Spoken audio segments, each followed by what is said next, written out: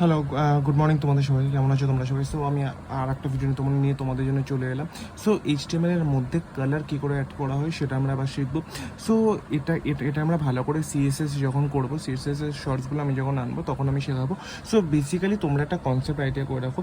So এটার জন্য তোমাদের কী করতে হবে, এটার জন্য তোমরা নর্মাল প্যারাগ্রাফ লিখলে এই যে পি স্টেটমেন্টটা আমরা লিখে স্টার্ট করে এন্ড করছিলাম, এই পি স্টেটমেন্টের এই ব্র্যাকেটটার মধ্যে আমরা স্টাইল লিখবো equals to hyphen colour is to red semicolon.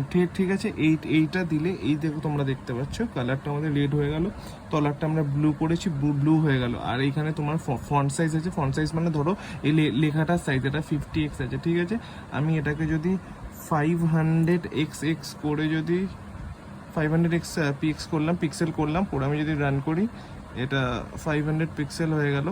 লেখাটা দেখতে পাচ্ছ অনেক বড় হয়ে গেছে, দ্যাটস ওয়াই এখানে আসছে না। ঠিক আছে।